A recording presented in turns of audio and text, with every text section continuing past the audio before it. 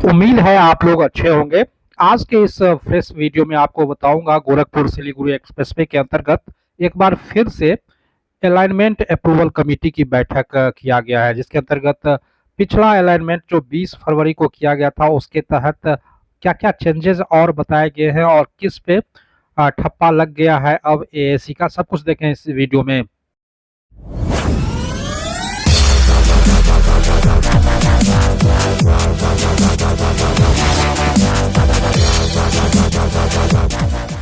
देश के पूर्वी भाग में बनाए जाने वाले गोरखपुर सिलीगुड़ी एक्सप्रेस वे एक बहुत बड़ा और बहुप्रतीक्षित भारतमाला परियोजना है, जिसके अंतर्गत लगभग 525 किलोमीटर लंबा इस एक्सप्रेसवे को बनाया जाना है और जिसको लेके 2022 से लगातार कागजी काम किए जा रहे हैं।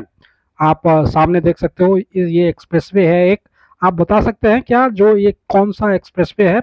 हिंट के लिए बता दूं, ये दिल्ली के अंतर्गत है। और आपको बता दूं, गोरखपुर सिलीगुड़ी एक्सप्रेसवे कहीं न कहीं दिल्ली से भी जुड़ाव होने वाला है। वो तो मैं आपको कई दूसरे वीडियो में बताऊंगा कैसे दिल्ली से जुड़ाव होगा, लेकिन अभी इस वीडियो में जो आपको मैं बताने वाला हूँ वो अलाइनमेंट अप्रूवल कमेटी द्वारा फिर से जो बैठक में क्या निष्कर्ष निकाला गया है, क्या बातें कही गई है, उसी पे हम लाइट डालेंगे, उसी पर प्रकाश डालेंगे, इन डिटेल बताऊंगा। क्योंकि आपको पता है गोरखपुर सिलीगुड़ी एक्सप्रेस पे का कोई भी अपडेट हो इसी चैनल पे मिलता है और हम आपको देते हैं। इसी के लिए एक छोटा सा रिक्वेस्ट चाहिए होगा, इस चैनल को सब्सक्राइब कर लें और वीडियो को पूरा देखें। पसंद आए तो जरूर लाइक कीजिए, अपने दोस्तों के साथ जरूर शेयर कीजिए, क्योंकि जितना ज़्यादा पहुंच हमारे वीडियो का बढ़ेगा उतनी बड़ी फैमिली होगी, उतना दूर तक हमारी बात पहुंचेगी। इस वीडियो में चलिए हम अलाइनमेंट अप्रूवल कमेटी के द्वारा क्या बातें बताई गई है उसके बारे में जानते हैं और साथ ही इस एक्सप्रेसवे के बारे में, गोरखपुर सिलीगुड़ी एक्सप्रेसवे के बारे में आपको संक्षिप्त परिचय भी दूंगा, डिटेल ही दूंगा। लेकिन अलाइनमेंट अप्रूवल कमेटी के द्वारा जो बताया गया है उसी में सब कुछ डिटेल मिल जाएगा, देने की जरूरत नहीं है। फिलहाल ये विहंगम दृश्य आपको मैं बता दूं, दिल्ली के अंतर्गत दो एक्सप्रेसवे का यहाँ मिलन हो रहा है, जिसको मैंने अपने कैमरे से शूट किया हूँ और आप लोगों को दिखा रहा हूँ। कौन सा ये एक्सप्रेसवे है जरूर हमें बताएं, कमेंट करके बताएं। मैं नेक्स्ट वीडियो में कोशिश करूंगा बताने के लिए। आपको बता दूं ये दिल्ली का दो एक्सप्रेसवे का ये मिलन हो रहा है।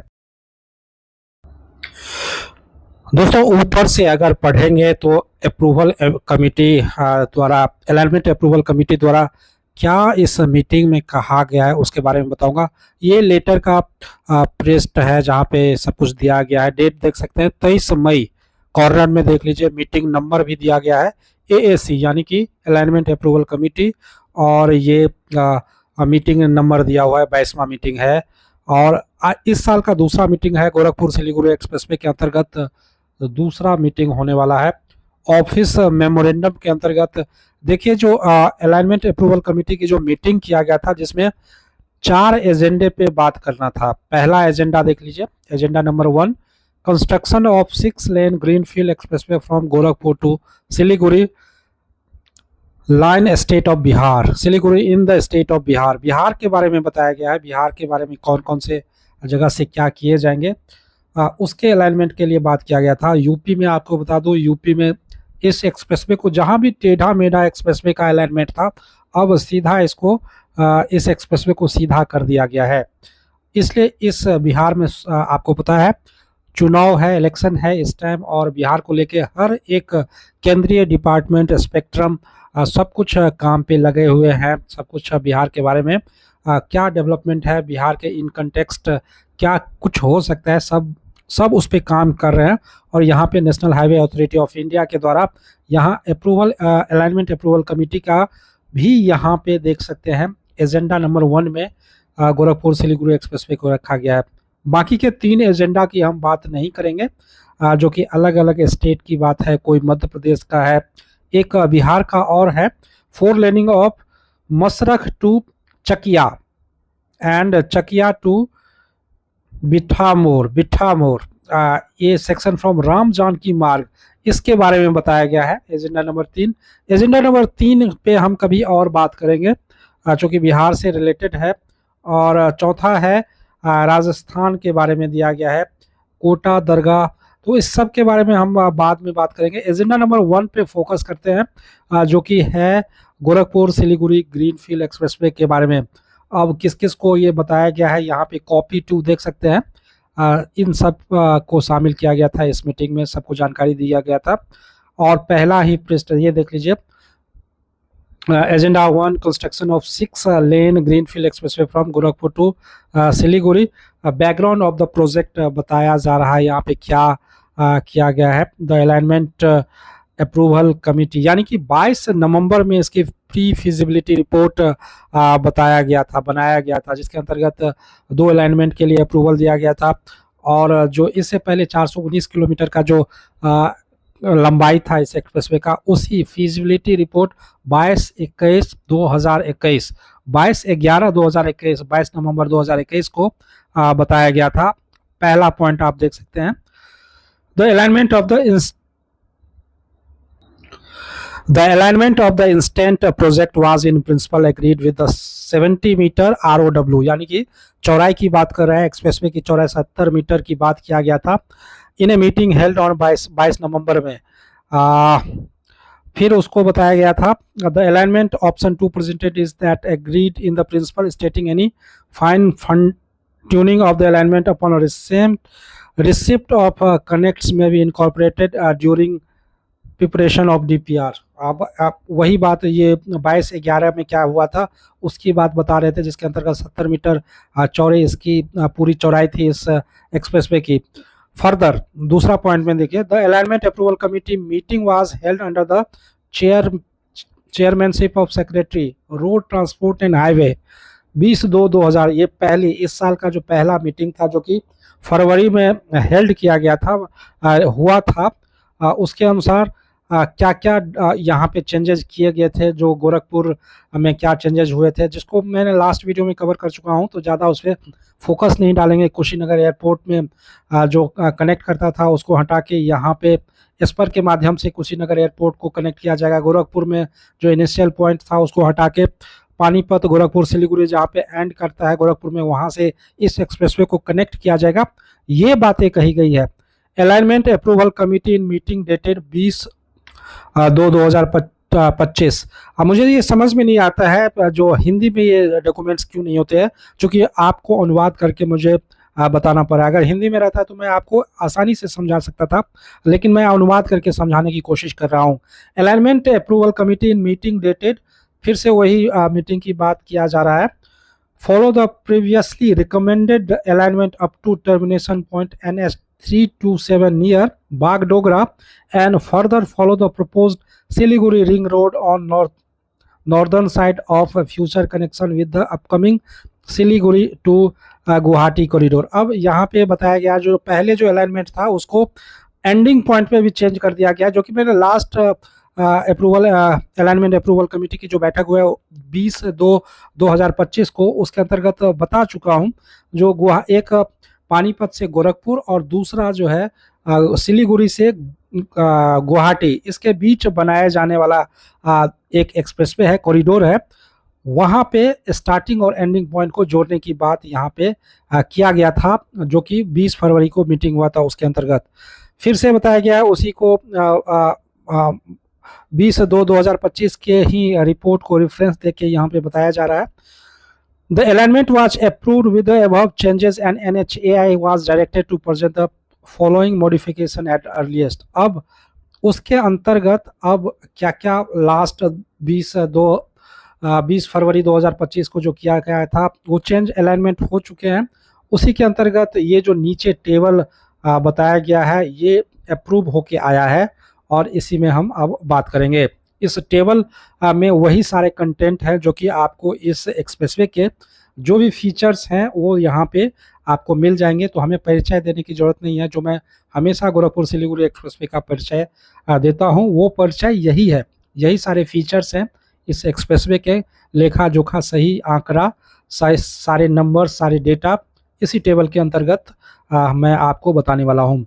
ये देख लीजिए, द डिटेल्स ऑफ रिकमेंडेड मतलब जो रिकमेंड किया गया है, option from Gorakhpur to Bagdogra as are follows, ये नीचे दिए गए हैं।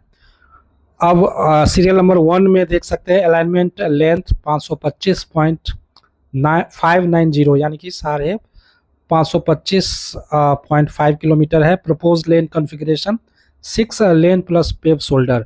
अच्छा, अपना 6 लेन और पेव शोल्डर भी एक ऐसा जगह होता है रोड में जहाँ पे कोई गाड़ी खराब हो जाए तो हम वहाँ पे रोक सकते हैं। पेव शोल्डर भी एक लेन होता है, तो अगर पेव शोल्डर को हम मिला दें तो ये 8 लेन का एक्सप्रेस वे बनाया जा रहा है।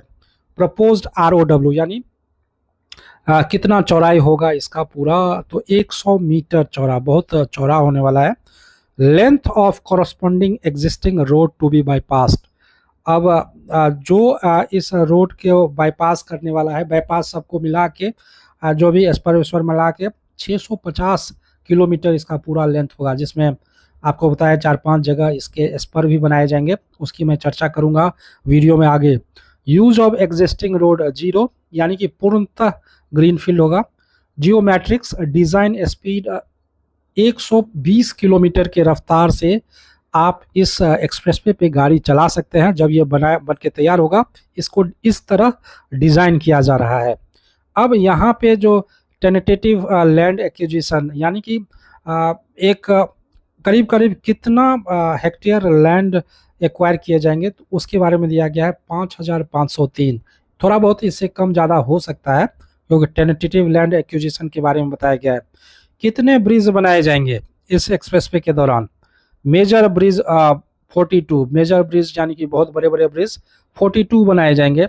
माइनर ब्रिज 191 यानी कि 191। आपको बता दूं, आमस दरभंगा एक्सप्रेसवे का अभी अंडर कंस्ट्रक्शन है, उसका DPR आपको बताने वाला हूं। उसमें हम ब्रिज के बारे में मेजर माइनर बहुत कुछ बता रखा हूं और बताने वाला भी हूँ। VUP यानी कि underpass, vehicle underpass, light vehicle underpass LVUP, इसको मिला के 284 अंडरपासेस बनाए जाएंगे इस पूरे उसमें। ये ROB, ये रेल ओवरब्रिज या रोड ओवरब्रिज दोनों बोल सकते हैं, यहाँ पे 12 बनाए जाएंगे। वाह, क्या बात है। इंटरचेंजेस यानी कि इस एक्सप्रेसवे के दौरान जितने भी रोड वगैरह आएंगे उसको भी उस एक रोड से दूसरे रोड पे जाने के लिए 29, याद रखें 29 इंटरचेंजेस बनाए जाएंगे। कलवर्ट्स 1146, और ये कुल मिला के इस सारे स्ट्रक्चर मिला के 1705। अब ये कितना बड़ा परियोजना है इससे आप आकलन कर सकते हैं। 40,000 करोड़ लगभग, जो 37-38 हज़ार करोड़ अभी तक के बजट में अगर आज बनाया जाता है, निश्चित रूप से इस पूरे प्रोजेक्ट का बिल्कुल ही बनाने में ज़रूर अमाउंट बढ़ाया जाएगा। 15 एकड़ ऐसे ज़मीन है, सीरियल नंबर 9 में आपको बता रहा हूँ। 15 एकड़ ऐसे ज़मीन है जो फॉरेस्ट एरिया हैं। यहाँ पे NGT नेशनल ग्रीन ट्रिब्यूनल, इससे इनको अप्रूवल लेनी पड़ेगी, तब जाके इस फॉरेस्ट एरिया को काटा जाएगा। और ये सब मेरे को लगता है ये सारे फॉरेस्ट एरिया गोरखपुर में तो नहीं है, गोरखपुर में बहुत ज़्यादा एक फॉरेस्ट है। Structure impacted small and major यानी कि पहले से बने जो स्ट्रक्चर हैं उसको तोड़ा जा सकता है, छोटे और बड़े मिला के 1700 के आसपास 1690 ये देख सकते हैं, इसमें इसको तोड़े जा सकते हैं। सोशल इम्पैक्ट्स यहाँ पे बताया जा रहा है 87.5% of the agriculture. Social impacts की बात किया जा रहा है, 11 नंबर सीरियल की बात कर रहा हूँ, तो लगभग 87.5% of the agriculture land is utilize in the alignment, यानी कि सारे एग्रीकल्चर लैंड 87% यूज में आने वाले हैं। सिविल कॉस्ट टेंटेटिव, ये मतलब आगे पीछे हो सकता है, जहाँ पे टेंटेटिव हो दिखाई दे, इसमें 22,547 करोड़ रुपये केवल इसमें लगाए जाएंगे, जो कि सिविल कॉस्ट ऑफ वर्क इस एक्सप्रेसवे के दौरान है। Land acquisition and RNR cost लगभग 12,000 crore. Overall cost including LA land acquisition and maintenance लगभग 37,000 465 करोड़, यानी कि 66 करोड़ पर kilometre. Brief on project brownfield greenfield Esper connecting. अब यहाँ पे एस्पर की बात किया जा रहा है। जो 650 किलोमीटर इसका जो लंबाई हो रहा है वो कैसे हो रहे हैं उसके बारे में यहाँ बताया गया है। ब्रीफ और proposed brownfield greenfield Esper connectivity Bettiah, Darbhanga, Araria, Bahadurganj, Galgalia defence requirements 57 kilometre और जिसको बनाने में 2240 करोड़ रुपए लगेंगे। 56 किलोमीटर यहाँ बताया गया है, मुझे लगता है इससे ज़्यादा भी यहाँ पे लगाने पड़ जाएं। अब the proposed expressway from Gorakhpur Siliguri we connect several scattered and densely populated area near Gorakhpur, Kushinagar, Deoria, Bettiah, Motihari, Piprakothi, Muzaffarpur, Sitamarhi, Madhubani, Supaul, Araria, Kishanganj, Bagdogra and Siliguri in the state of UP, Bihar and west Bengal, reduce the travel time and the vehicle operating cost. स्वाभाविक है, अगर आपको मैंने दिल्ली से अगर मैं एक यात्रा आपको दिखा रहा हूँ जिसके 2 पार्ट में दिखा चुका हूँ, तीसरे पार्ट का आप लोग वेट कर रहे हो, मैं जल्दी ही दिखाऊंगा। एक्सप्रेसवे रहने के कारण किस गति से मैं दिल्ली से बिहार तक पहुंचा हूं, आपको 2 पार्ट में दिखा चुका हूं, तीसरे पार्ट में दिखाने वाला हूं। तो यहाँ पे जो बात किया जा रहा है व्हीकल ऑपरेटिंग कॉस्ट, मतलब व्हीकल को चलाने में जो माइलेज आने वाला है, अगर अच्छे रोड हैं तो व्हीकल कम खराब होंगे, टायर कम घिसेंगे, उस सब के बारे में मोबिल सब कम होंगे, समय बचेगा और टाइम इज़ मनी। अगर आपका समय बच रहा है तो इसका मतलब आपके पैसे बच रहे हैं, सीधा ये बात है। तो इसके बारे में बताया जा रहा है। अब यहाँ पे alignment option of part of Siliguri ring road were explored. अब इसके बारे में जो इसी पॉइंट के अंतर्गत सिलीगुड़ी रिंग रोड के बारे में बताया गया है, इस पे हम आज चर्चा नहीं करेंगे चूँकि ये अलग प्रोजेक्ट है और इसी के अंतर्गत इसको कोशिश किया गया लेने की। इसके बारे में सिलीगुड़ी रिंग रोड के बारे में अलग से हम वीडियो करने वाले हैं। Stakeholder consultation. अब जो ये पूरे बिहार के अंतर्गत इसके बारे में बताया गया है, तो कौन कौन से हैं इसके स्टेक होल्डर, या स्टेक होल्डर मतलब इसमें कौन कौन से शामिल हैं, कौन कौन लोगों का हिस्सा होने वाला है। The preferred alignment is already reviewed by chief secretary of Bihar, यानी कि चीफ सेक्रेटरी ऑफ बिहार जो मीना जी हैं उनके द्वारा किया गया है। 17 सितंबर 2001 साल पहले किया गया था। N honourable chief minister Bihar, और ठीक 2 दिन के बाद बिहार के चीफ मिनिस्टर ने किया था। Also state government the letter dated 23/10 यानी 23 अक्टूबर 2024 को इन प्रिंसिपल एग्रीड हुए थे। जो भी अलाइनमेंट अप्रूवल कमेटी के द्वारा बिहार के अंतर्गत जो अलाइनमेंट दिया गया था उस पे यहाँ के चीफ सेक्रेटरी और मुख्यमंत्री पहले ही लेटर निकाल चुके हैं और एग्रीड हैं। डिस्कशन इन द कमिटी जो कि यहाँ पे बताया गया है, ऑलमोस्ट सेम है जो मैंने लास्ट में बताया है, लास्ट वीडियो में बताया था जो क्या क्या होने वाला है। Same as it is same है, उसमें कोई ज़्यादा नहीं है। जो मेन चीज़ था जो आपको बताना था वो यहाँ पे 650 किलोमीटर्स और इस अलाइनमेंट अप्रूवल कमेटी के द्वारा और बिहार में अलाइनमेंट को अप्रूव कर दिया, इसके बारे में था। साथ ही आपको बता दूं 4 जिले के लिए सभी 3A नोटिफिकेशन के तहत सेकेंड लिस्ट जारी किया गया है। लेटेस्ट अपडेटेड कौन कौन से वो गांव हैं जहां से एक्सप्रेसवे गुजरने वाला है, कुछ गांव ऐड हुए हैं, उसका वीडियो मैं जल्दी आप लोगों को बताने वाला हूं। इस वीडियो में इतना ही, मिलते हैं एक फ्रेश वीडियो में, तब तक के लिए जय हिंद, वंदे मातरम।